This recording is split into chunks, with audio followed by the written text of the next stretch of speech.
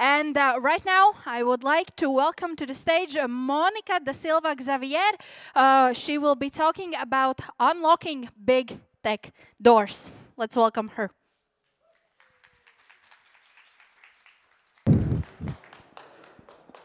Woo! Thank you so much, everybody. I'm delighted to be here. So my name is Monika. I'll talk to you about strategies for landing your dream job. We'll chat also what is that dream job. It's not the same definition for everybody. But let me get started with this. You might be familiar with these lists, right? So this would be Glassdoor, compiling lists like that. It would be LinkedIn. It would be Fortune. Best places to work, top workplaces, right? The great place to work, and so on. They have something in common as well. When you look into these lists, you will see the recurring themes over and over again, and how it is being assessed. Basically, these are like extensive questionnaires what companies run, and they check across hierarchy levels a lot of different things. So they'll ask employees things like, how do they feel about the workplace and procedures? How do they feel about the leadership in the countries, about employee engagement, HR practices, compensation, benefit package, as well as corporate social responsibility. And when we are looking at the list, when we're assessing these factors across companies, we see some common denominators. And again, whichever list you would pick, whichever list you would look at, typically in top 10, you will see a trend. That would be big tech companies. Right, and I will jump into my quick intro as well with a picture which was taken pretty much like a month ago, over a month ago at this point. But I have worked in a company that has been topping this list, or at least in top 10 for the past while. So my name is Monika. I have been working 11 years at Google in Ireland. I'm originally from Lithuania. My last name doesn't indicate that. But I am from Lithuania, and now I'm back to Lithuania after many, many years living abroad. And yes, I want to share a tiny bit of my story, but basically what I want to make this about, I want to make it very actionable. I want to give a practical advice. What could be helpful when trying to strategically look into the next steps of your career if big tech is something that you're after. A quick snapshot of my own journey is I studied in the Netherlands, and then in 2012 I went through the interview process at Google, and I got a job in Google AdWords Baltics team. We worked with direct clients, we worked with agencies, we grew the whole ecosystem there, trying to make sure that the AdWords, Analytics, Google Maps, and so on products would actually bring value to the businesses and the individual businesses and marketing agencies. Okay, and I have actually 3 questions for you. I meant to be talking today, but I'll be questioning you a little bit if that's okay. So let's get started. I want to challenge the notion that big tech is a dream job, okay? It might very well be, and there is a reason why it is in these top lists, but it is not a default. It is a dream job for some people, for some others it's definitely not a gig, and that is totally fine. Let me dive into a few reasons what it is actually to work in a big tech company, right? So if we are talking about the tech sector, roughly we can compare it across geographies, we can compare it across the size of the companies, but one thing that you will find always is defined structures, defined policies, guidelines, right? How does this play out in practice? You might want to launch a new initiative. You might want to launch a new project. You might want to form a new team. You might want to enter a new market. And all of that is very much documented, so you are not really the sole decision maker in most of these things, right? So there will be structures in place allowing you to go for advice. You might need to get approvals as well. It depends on, obviously, the scale and impact of your decision, which you are trying to make at that point. So the policies and the guidelines, they're in place, obviously, because we need to control the environment. We need to control the amount of deviations from the policies as well. And I know this is one of the first things when I talk to like people working in startups or maybe founding their own companies. That's pretty much the first thing they tell me, that, oh God, no, like big tech, no, bye. I want like my own rules, I want my own leadership, and I want to go for it myself. And there is no right or wrong answer. Obviously, different things work for different people. Another very important point I want to emphasize is data-driven decision-making. This is exemplified in whatever the decision you're making at work. Okay, so you might want to launch a new employee engagement program. You might want to create a new product feature which will impact users positively in so many different ways. You might want to expand geographies, okay? Everything is great, like obviously innovation is always welcome, and there is always room for failure, but where it all starts, it is in data. So you need to back up your decisions with data. Why I want to do what I want to do. Like, this is what I'm measuring. This is how I'm assessing the current situation. This is where I want to go next. Data is everywhere. And always when I talk about people about improving their CVs, for example, I would always recommend like adding data points in there, right? Adding percentages, adding like double, tripled, and so on, adding actual digits. So data-driven is definitely a big thing. Okay, a few more things to cover here as well. Obviously, big tech, big impact, big reach. That is either if it is exciting or it is intimidating. This is, again, super individual, but usually the processes, the products, the services, the programs you would be working in a big tech company would have a very large reach, usually global, or it might be maybe EMEA as well, so Europe, Middle East, and Africa.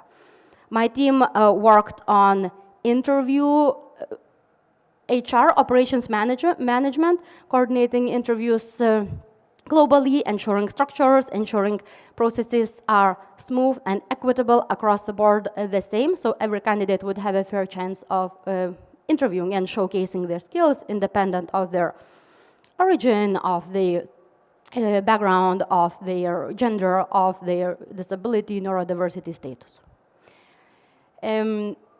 Growth opportunities is something also what pops into mind when I'm thinking about like what it is to work in big tech.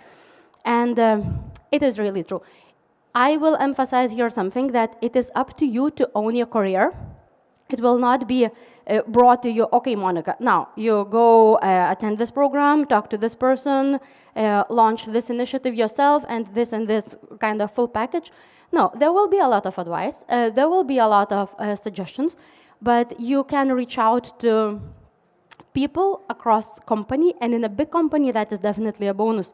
You can reach out to, you see, okay, that's an interesting area, that's an interesting project, I want to go there. Okay, so you might as well send an email, ping, join a meeting, join a presentation, how you can connect to these people, and then see maybe there are skills that you need to grow into, let's say, that area of work. Equally so, you can also go like up the corporate ladder if you want. Skip level manager meetings, super common, very, very good to like pulse check what you're doing, if it makes sense, if it is actually in line with business priorities for that quarter or year long-term strategy. And another thing actually about growth is that you definitely have space to innovate and to launch and iterate your own stuff or improve the processes, optimize processes, like never-ending story like across the board, I guess, in many industries and many companies. but it is there. It is there for you. There are innovation programs. There are also, in terms of like personal development, mentorship programs as well, to make sure that you're using your full potential. Fast-paced environment. We live in a fast-paced world, and that is obviously reflected in the way how we work in big tech. So, as cheesy, as cliche as it sounds, but change is the only constant, and that actually plays out in a lot of different ways. So you change, your priorities change, your role definition will change, your managers will change, where you sit in the office will change, or you might as well work from home, and that will change for 2 years as well. We've been there, right? Okay. Another thing which I hear a lot from people about big tech is like office environment and the perks. So these are pictures generated by AI, and I wanted to see like how it is being seen. And these are some examples that I picked that I think like fairly reasonably represents what it is, like the working culture, the environment, the offices, and the culture there as well. So what you would typically see is there are open collaboration spaces, and they are there to work, they are there to network, they are there to like discuss certain issues, projects, challenges, joys, celebrate as well. And typically the offices would be designed so that there will always be a chance of meeting somebody absolutely informally and even unexpectedly. And from that, like some solutions can be born as well. Yeah, big kind of nice buildings, often in the city center, is also typical for big tech companies. So I was based in Dublin, and walking around the city, you see, okay, so that's one big tech company, that's another, and usually it would be headquarters in Ireland. Typically, it would be the headquarters of big tech companies. And yeah, perks, they are there as well. So here is an example of food of the restaurant level, like really nice and well-done food. But that extends to other things like massage places, the swimming pool, even the on-site clinics and things like that. So whether it is a dream job, it's not for me to tell you, it's a question for you to answer to yourself. Okay, and now, assuming that we're good with all of this and we want to proceed further. So the question for you is, did you get your basics right? What I'm going to tell you, it is not only applicable to big tech, it is overall important when navigating career change or swapping maybe industries or swapping locations, like where I am myself at the moment. So there is this saying, which I quite like, which goes, I'm so good at job hunting that I can do it in my sleep. Literally, I have been job hunting in my dreams. So that's great, but that is not enough, right? So this really speaks about like taking that first step, getting out there, maybe out of your comfort zone, but this is how progress happens.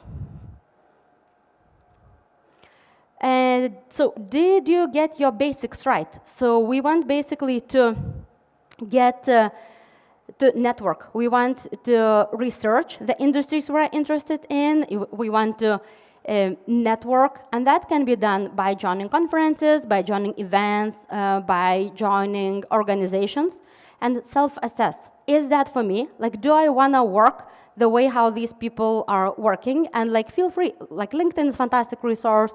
Joining the industry events and reaching out proactively is a great way to get going, which should help you define your career goals.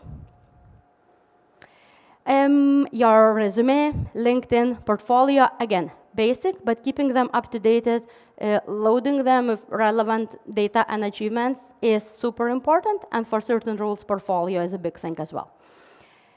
For requirements, minimal versus preferred, here is an example of a job definition, job opening.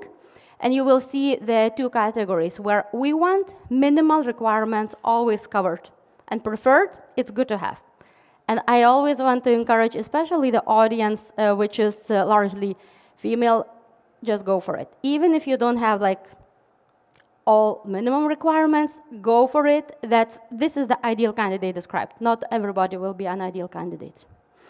And adding some spice to your application. How can we do it, okay? Maybe I don't exactly suggest dropping spice on your laptop, but how can we do it in a professional way, right?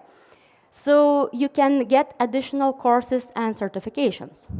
And we have spoken about a few platforms where to do it, but like once you know what you need, you will find ways to get there. And there are some even like either partially funded by the state, for example, there are scholarships available, explore the options.